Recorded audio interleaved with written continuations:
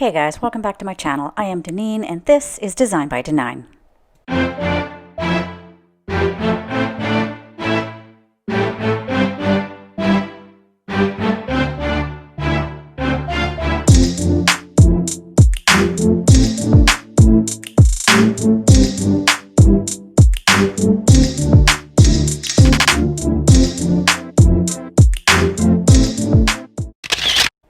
Today I'm going to show you how to make 3 cone trees for Valentine's Day.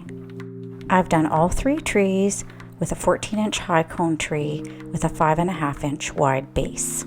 All the trees have been painted with a base coat of pink acrylic craft paint. I'm not going to go into the construction of the cone trees here. Instead, I'm going to refer you to this video on how to make the perfect cone.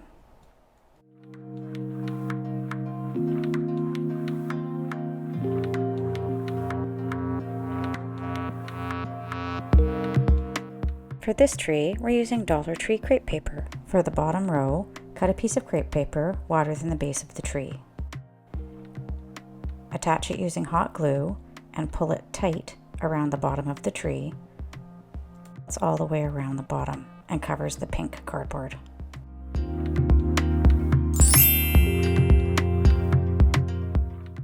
For the next row, cut a piece of crepe paper and stretch one long edge all the way along.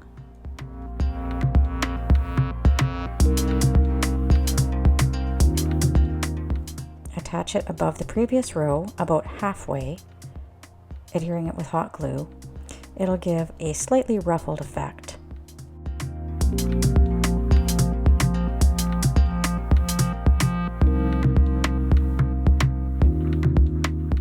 And here's a completed first row.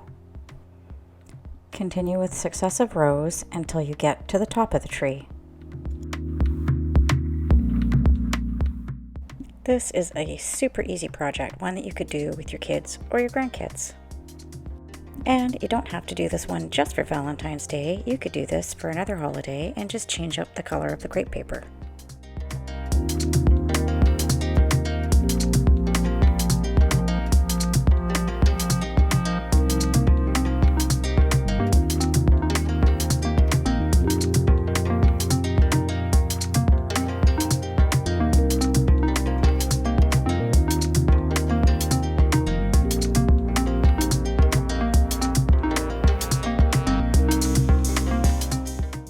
When you get to the final row, just take a small piece of crepe paper and wrap it around the top in a cone shape.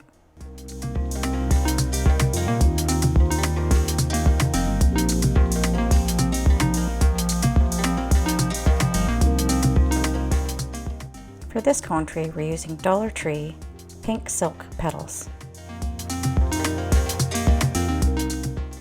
Take one of the petals and lay it flat on your work surface. Glue one of the pointed edges with hot glue and fold the petal over onto itself, making sure that it sticks well. Try not to burn yourself. It might be advisable to use a craft stick. And it should look like this.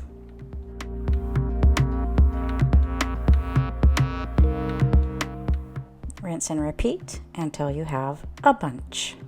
Draw some guidelines in pencil around the circumference of the cone. Glue the petals down using hot glue. You just need to apply a little bit of glue at the top.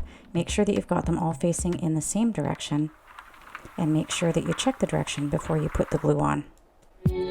Continue until you've gotten all the way around the first row. When you get to the last spot, tuck your petal in behind the previous petal so you can't see where you started.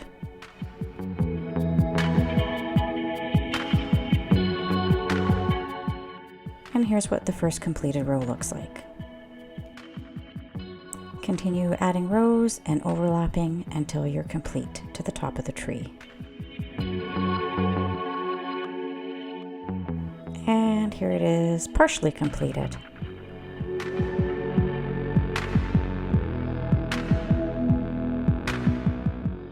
When you're done, check over the tree to see if you have any spaces that need filling. And then just insert a petal wherever you need to fill in.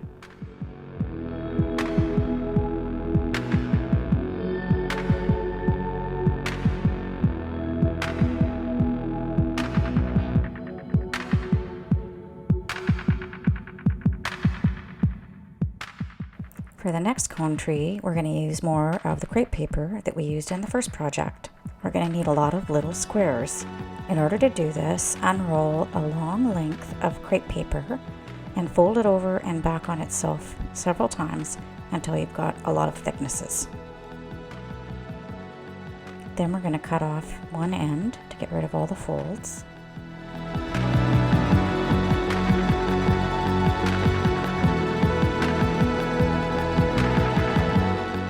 And because we want our pieces to be square, we're going to use a piece of the crepe paper and lay it across to make sure we're cutting it as wide as it is long, and use this as our template for cutting.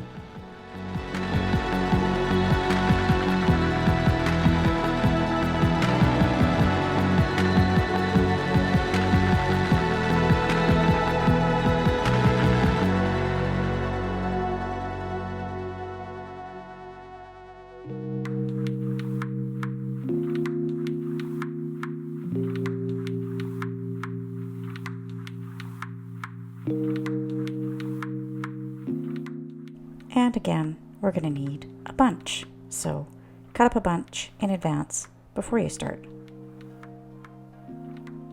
I used Mod Podge to attach the pieces to the cone. Take the squares and fold them over the end of a pencil eraser. You might remember similar projects like this from when you were in school. Nothing wrong with keeping it simple and maybe a little bit old school. Then you're going to attach the crepe puffs onto the cone tree with Mod Podge. Originally, I applied the Mod Podge directly to the exterior of the cone tree and then just pressed on the crepe puffs. But after doing a little bit more of the tree, I decided it was more efficient to just put some Mod Podge onto a plate. This is just a disposable Dollar Tree plate. And then just dip them into the Mod Podge before adhering them to the outside of the tree. Here it is with a few rows completed. You won't need to worry about guidelines for this project. Just keep adding the crepe puffs as you go.